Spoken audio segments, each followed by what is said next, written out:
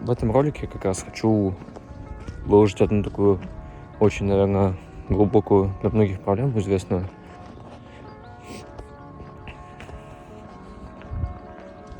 Вот сейчас был пример. Вот этим кадром, можно сказать, показал, про что это будет этот ролик. Подобное происходит, то, что вы сейчас видели, буквально каждый раз, когда я пытаюсь что-то снять на улице, вот на фоне знакомых, либо просто прохожих, любых людей. Допустим, вот вы идете, что-то хотите снять, но вы видите просто человека какого-то, камера так приопускается. В общем, по-любому здесь кто-то сейчас ловит жизу. Социофобия день один. Это можно было бы назвать социофобией, кстати, но мне кажется, нет. Банально просто, потому что социофобия подразумевает, как я считаю, в целом, наверное, боязнь людей. А здесь эта боязнь заключается лишь в одном действии, которое делает тебя отличающимся от других, наверное, вот так вот, если это правильно называть. Как я для себя понял. Хотя, наверное, ничего не понял.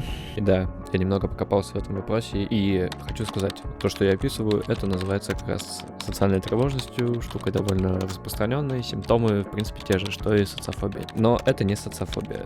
Социофобия как раз это больше про клинический диагноз, и когда тревога настолько сильная, что человек не может нормально работать, учиться и вообще выходить из дома. Вот, про это и разговор. Вот эта дорога, по которой я иду, такая. По ней обычно я в свои школьные года ходил домой и до школы. Можно догадаться, что я мог еще делать. Здесь на самом деле очень много мыслей таких, которых мне приходило в свое время и приходится сейчас. Точнее, здесь сейчас воспоминания скорее, нежели мысли какие-то, потому что уже, школа закончена, соответственно, по этой дороге я больше не хожу каждый день. Смысла в этом никого нету. Это значит, что что-то в этом есть. Кстати, интересный факт. Мне никогда вообще практически раньше не нравилось гулять днем. То есть я, как правило, делал это либо ночью, либо же не делал вообще. То есть так вот ближе к вечеру. То есть мы собирались постоянно. И по сути, если какая-то красота вокруг, то мы ее пропускали.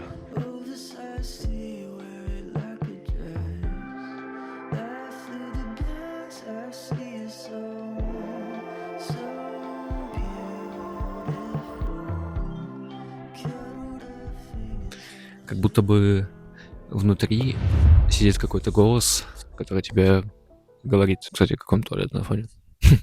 Прикольно. То всего нужно избегать и ничего не делать такого, чтобы выделяться. Как бы сказали в нашей современности, быть нормисом. Все-таки как красиво, в принципе, да? Когда все зеленеет, когда все совсем зеленое, но при этом еще не высохшее. Обычно я об этом никогда не просил, я особо не люблю это делать, но туда вниз попрошу сделать подписку и лайк, потому что так уж устроена современность, что нужно об этом просить. Спасибо тебе, добрый человек, кто нажал кнопку подписаться.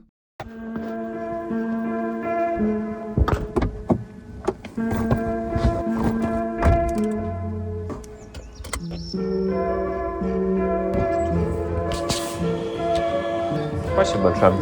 Хорошего дня, до свидания. Телефоном, по сути, вот с этой штукой происходит та же самая история. Социальные сети — такой же мир, что и обычный, только там мы видим не людей, а аккаунты, в виде их реакции. Это либо комментарии, какие-то лайки. Допустим, ты делаешь какой-нибудь пост в соцсети, там, например, Reels, там просто фотки какие-то, и ты, как правило, в этот момент ждешь какой-то обратной реакции всегда, либо там какого-то фидбэка. В тот момент, когда ты его не получаешь, ты начинаешь огорчаться. Ладно?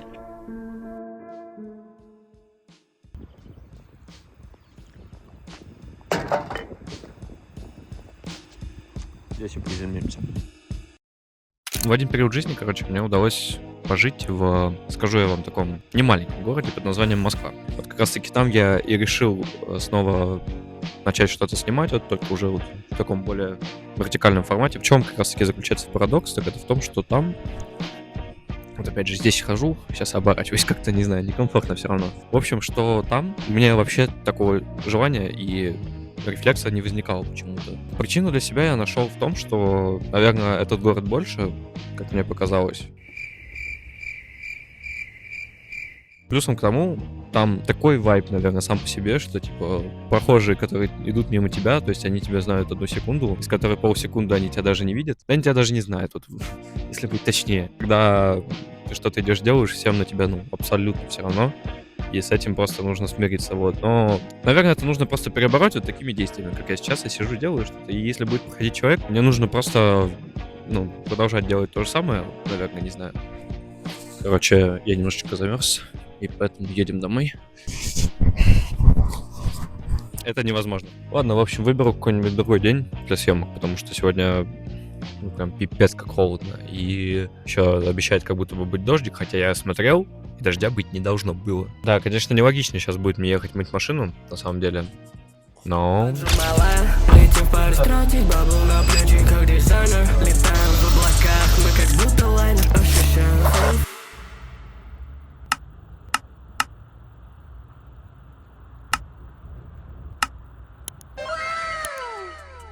Но в городе меньше, вот, что я и хотел сказать. Это ощущение, как будто бы преследует тебя в разы больше. То есть, не дай бог, сейчас какой-то знакомый подойдет, там, посмотрит как-то не так к человеку, знает, может, друг. И на самом деле, я долго думал, почему такое происходит. Вот. Достаточно долго задумывался об этом. И тут начинается такой период, как детство. И все-таки, может... Когда-то в детстве произошел какой-то момент, тебе показалось, что ты сделал что-то явно не как все, тебя за это судили, и с того момента тебе начало казаться, что так будет всегда.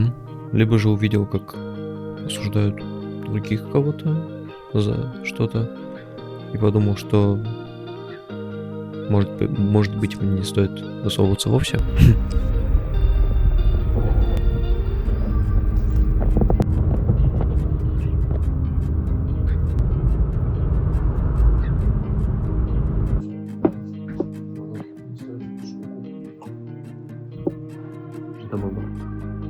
Если что, я пытался попасть в этот гребаный телевизор.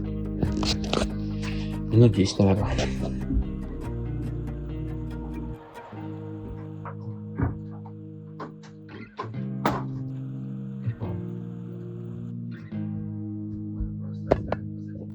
Такой цвет поставил себе. Сейчас располагаться чуть-чуть. Мы же с тобой уже... Сейчас будем вставать.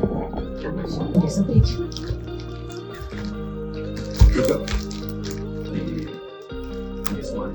Сказала видеть в четверг на ночь. А знаешь что? Что? Прости, я тебя не слышу. Попробуй наслаждайся. Например, от того, о том твой клиент.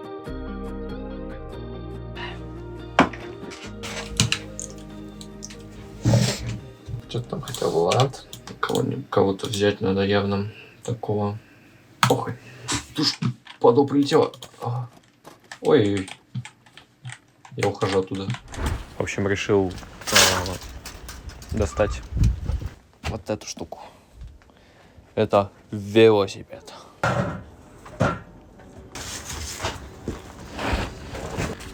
Вроде как миссия выполнена. Суть, наверное, даже не в том, что у нас какой-то там страх присутствует, то, что его там не должно быть условно и так далее. Вот. А скорее в том, что этот страх мешает нам что-то делать. Вот. Как и, наверное, остальные. Наверное, логично, но, наверное, нет. А мешает он нам как раз таки тем, что из-за него мы теряем какую-то возможность что-то сделать. Либо у нас она, точнее, возможность мы не теряем, она у нас есть. А в какой-то ситуации мы не делаем того, что потенциально, было бы круто сделать, условно, сфоткать что-то там на память прикольно, там, условно, снять себя, запечатлеть свои мысли в этот момент как-то, да. Но в этот момент вот этот голос, который сидит, он не дает тебе этого сделать банально, потому что говорит о том, что не делай этого. Ты будешь казаться людям странным. Зачем ты это делаешь? То есть, я думаю, вы суть поняли, да, такую небольшую. Я вот пытался вспомнить к этому абзацу видео какую-то ситуацию из своей жизни, которая вот мне конкретно могла помешать. Но на самом деле я ее даже не смог вспомнить. Таких ситуаций, как я понял, почему я не смог вспомнить, возникало как раз таки достаточно много. И они не то, что были каждая там большая, чем-то выделялась, а просто они происходили вот, скажем так, фоном, который я уже игнорировал, потому что не понимал, как с этим бороться. Да я сейчас особо не понимаю, но в общем, да. Не знаю, вайбово, кстати, здесь вот, на самом деле. Стою так вот, думаю, размышляю, но очень темно уже, правда, и надо было раньше ехать снимать.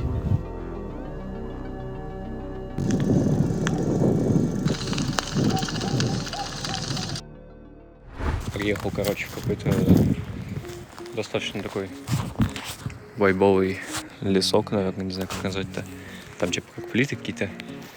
Но я такой ищу место, чтобы сейчас сесть и это вот поснимать то, что я хочу. Что хочу сказать. На самом деле важный кусок сейчас будет. Что вот я на самом деле понял, то, как мы боимся людей, например, да, вот именно, скорее так правильно сказать, боимся не в плане, что мы этим прям боимся совсем, а именно каких-то делать какие-то показательные действия при них, да. Но ведь на самом деле люди делают то же самое. То есть они тоже боятся вот того, что о них подумают как-то плохо, они тоже не делают чего-то такого выразительного в обществе, да. Просто, по сути, все боятся друг друга, наверное. Я не знаю, как это назвать. Я это понимаю, но не осознаю. В момент все равно, когда вижу какого-то человека на улице, я все равно прячу камеру, я все равно, допустим, там танцевал, я перестаю танцевать, чтобы не показаться кринжом, там, условно, да. Наверное, да. Как видео о том, как не показаться, не быть кринжом. Ну, ладно, нет, это хуево звучит. И вот, кстати, еще такой момент, наверное, тоже стоит добавить сюда. Многие, наверное, даже могут вот так вот смотреть как-то, да, думать о тебе что-то, как тебе кажется, плохое, но на самом деле нет. Но скорее не с целью какого-то осуждения, скорее даже с целью любопытства. Потому что, многие просто интересуются. Там, условно, что он делает? Ага. Ой, он что-то сделал, прикольно, слушай, а я такой не смог, типа, да. И ведь, по сути, о тебе никто не думает так долго, как ты сам о себе же и думаешь. То, что ты делаешь, человеку интересно может быть ровно там 2 секунды спустя того, как ты проходишь мимо него с этим действием, но ты думаешь об этом, что ты прошел мимо него и сделал это действие, там, условно, уже минуту. То есть мы как будто бы накручиваем даже сами себя. Это сложно осознать, но легко понять, как будто бы.